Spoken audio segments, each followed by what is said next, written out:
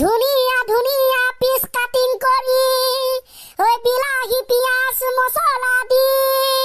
ধুনিয়া ধুনিয়া piece cutting কৰি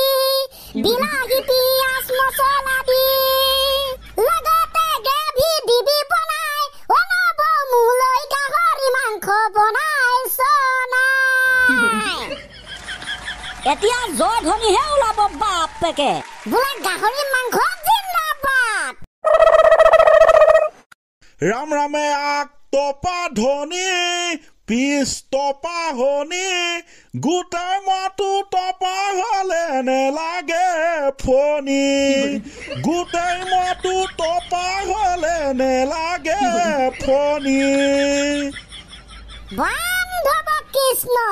আগবেলা মদৰ পাতি পাছবেলা চুলাই হৰি নাম গাবলৈ সময় একে নাই হৰি নাম গাবলৈ সময় একে নাই হৈছে বোলে জয় হৰি বলা জয় ৰামৰ বলা বোলে আজি ভগৱন্ত আছে কুশলে কিন্তু জনতা আছে কিদৰে আজি সমাপ্তি ঘটিল ভাৰত পাকিস্তানৰ যুদ্ধ কিন্তু পৰীক্ষাত লিখিব লাগে শুদ্ধ উত্তৰ আৰু বোলে জয় জয় পৰমানন্দ সকলো আপোনাৰে কৃপা গছ কাটি মানুহে আজি উঘালিলে দীঘল দীঘল শিপা নহব বুলি ক'লে আজি সকলো হ'ব মিছা কথা কিন্তু দৰ্শকবৃন্দ কোনেও নক'ব আৰু বোলে জয় জয়তে আজি সকলো মোবাইল ফোনৰ যুগ পৰীক্ষাত কৰিবলৈ দিলে হৰণ আৰু অংক বিয়োগ এইখিনিকে কৈ যেন আজি সমাপ্তি ঘটাব জয় হৰি বলা আমি স্কুলত আছো নে কিবা সকাম পাতি আছো আপুনি হৰি নামো গাইছে আশীৰ্বাদো দিছে এই চব কৰিব লাগিব প্ৰমাণ কৰি দিছো যে ময়ো আশীৰ্বাদ দিয়া লাইক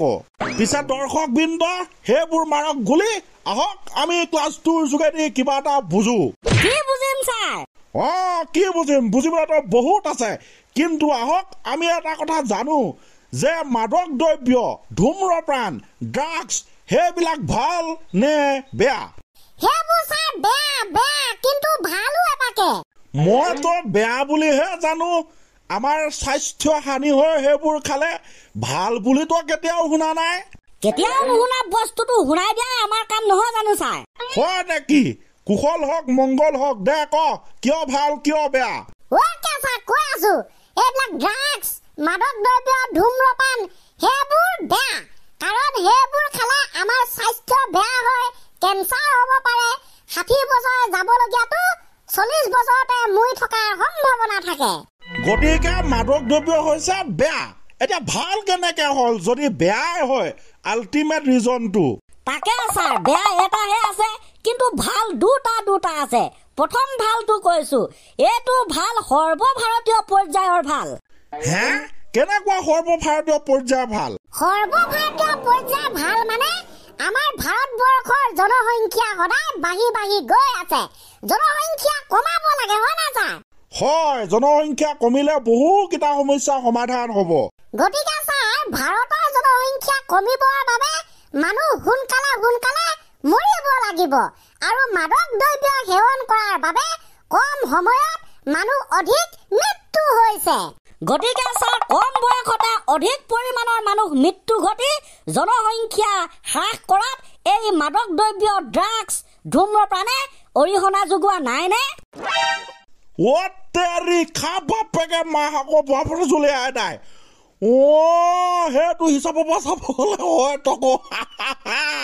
কেনে দিছো ছাৰ খাটাৰা নহবনে খাটাৰা ছাৰ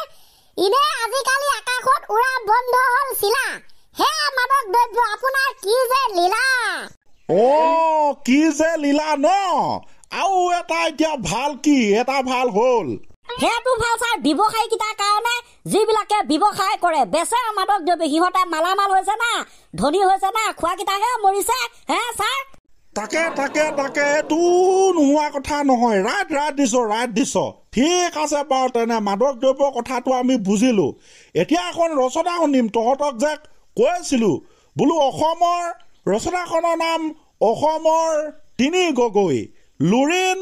অখিল আৰু গৌৰৱ পাছত গগৈ মানে ৰাইজ আপোনালোকে গম পাইছে যদি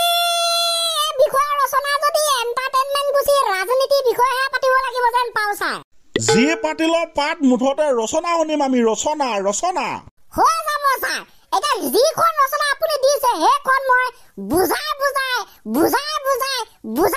শুনাম হয় নি তেনে আহিলো ইয়ালে বেলেগ বৰ্ডত বুজাই শুনা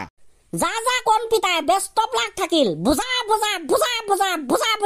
দে থেংক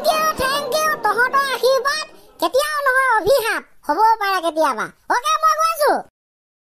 তেন্তে দৰ্শক বৃন্দ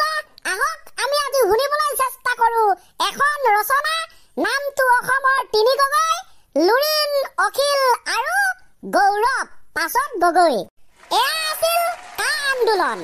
আৰু আপোনালোকে যে এতিয়া তিনি গগৈ কথা শুনা পাইছে সেই তিনি গগৈ প্ৰসংগটো উৎপত্তি স্থল আছিল কা আন্দোলন বুজা নাই বুজা আছো ৰব বুজা ভালকে বুজা কা আন্দোলনৰ সময়ত হৈছিল সাংঘাতিক আন্দোলন সেই সময়ত কৃষক মুক্তি সংগ্ৰামৰ এগৰাকী প্ৰধান নেতা আছিল অখিল গগৈ ডাঙৰীয়াই তীব্ৰভাৱে আন্দোলনত জপিয়াই পৰিছিল আন্দোলন হৈছে কিন্তু চৰকাৰে কাৰো কথা শুনা নাই এইখন হৈছে জেল এটা সময়ত কৃষক মুক্তি সংগ্ৰামৰ নেতা অখিল গগৈ ডাঙৰীয়াক জেললৈ পঠাই দিলে তাৰ পিছত কা বলবৎ হল অসমৰ জনতা হৈ পৰিল মাথা বেয়া কি কৰিব সন্মুখত ইফালে বিধানসভা নিৰ্বাচন চৰকাৰক যেনেকে হলেও প্ৰত্যুত্তৰ দিব লাগে আনফালে এইজন হৈছে লুৰিণজ্যোতি গগৈ ডাঙৰীয়া সকলোৱে চিনি পায় তেখেতসকলে এটা ৰাজনৈতিক দল তৈয়াৰ কৰিলে নামটো অসম জাতীয় পৰিষদ আনফালে অখিল গগৈ শৃংখল চলিহাহঁতৰ নিচিনা বিখ্যাত নেতাসকলে আন এটা আঞ্চলিক ৰাজনৈতিক দল বনালে যিটোৰ নাম ৰাইজৰ দল আনফালে এইগৰাকী হৈছে গৌৰৱ গগৈ ডাঙৰীয়া এফালে লুৰিণজ্যোতি গগৈ ডাঙৰীয়া আনফালে অখিল গগৈ ডাঙৰীয়া আনফালে গৌৰৱ গগৈ ডাঙৰীয়া তেতিয়া মানুহে ভাবি ললে এই তিনি গগৈয়ে যদি কেনেবাকে সদনত উঠিব পাৰে সদনত কথা ক'ব পাৰে তেন্তে গোটেই সদন বিৰোধী পক্ষই হিলাই দিব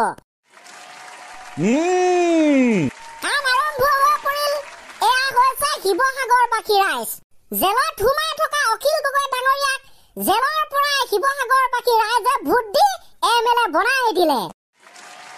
আনফালে লুৰিণজ্যোতি গগৈ ডাঙৰীয়াই কিন্তু জিকিবলৈ সক্ষম নহল যি কি নহওক মেইন কথাটো এই তিনি গগৈ যে ওলাই আছে সেই তিনি গগৈ উৎপত্তি স্থল আছিল কা আন্দোলন আৰু মানুহে ভাবিছিল যে তিনি গগৈয়ে কিবা এটা কৰিব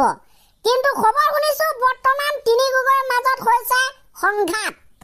এইটো কিন্তু শুনা পাইছো দেখিছো তিনি গগৈৰ মাজত লাগিছে সংঘাত কোনেও কাৰো কথা নুশুনে তাকে ছাৰ এনেকৈ হলে এটা প্ৰশ্ন আজি উত্থাপিত হৈছে যদি এনেকুৱা হৈ থাকে তেন্তে তিনি গগৈ যি উদ্দেশ্য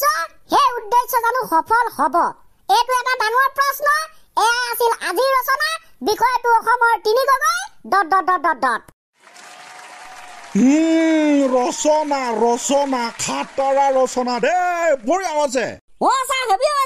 থেংক ইউ গাইজ বাৰু যি কি নহওক এয়া আছিল আজিৰ ৰচনা তো ৰচনাখন শুনি আজিলৈ ইমানতে খতম কৰি দিওঁ বাই এণ্ড বাই